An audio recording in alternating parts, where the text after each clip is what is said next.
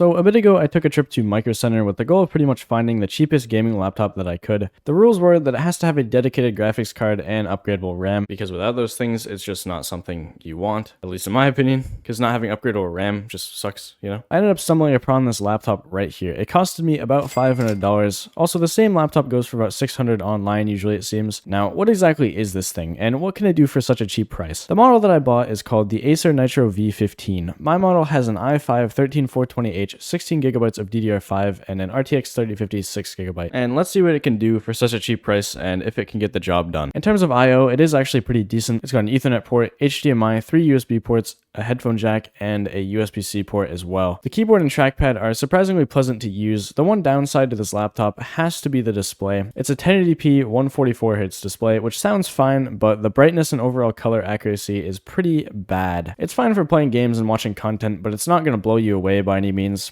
It's honestly average at best. Now, I will mention that this laptop comes in many different configurations, and you can get it with a display that has 100% sRGB coverage.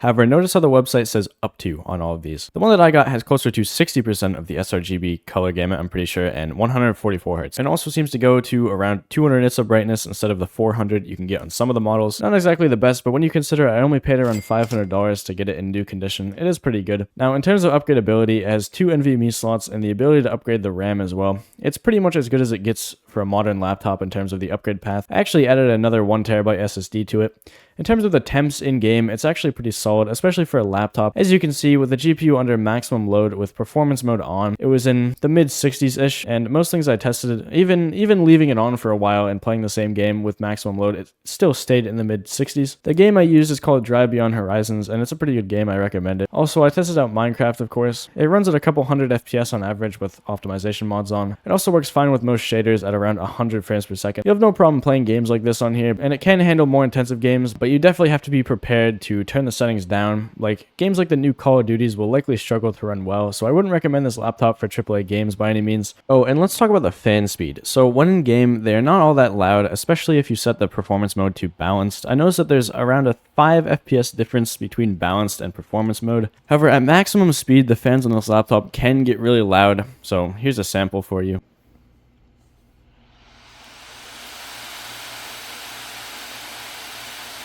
And also a sample for in-game.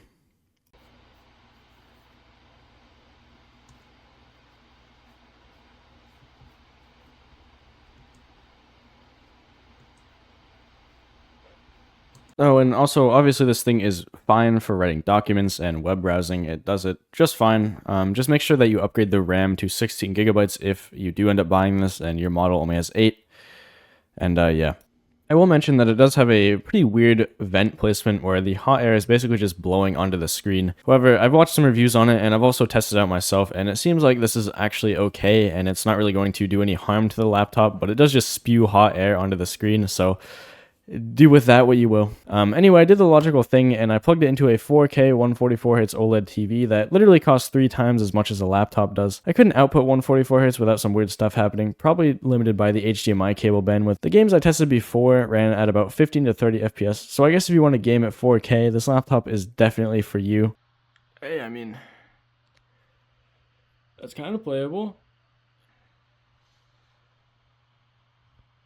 In all seriousness, if you spend another $100 to $200, you can actually find this laptop with a 4050 instead, which is quite a bit better than the 3050. I do plan to use this thing when I do go places just to play lightweight games, so I am curious on how long it will actually last. I hope you guys have a good one, and I will see you in the next one.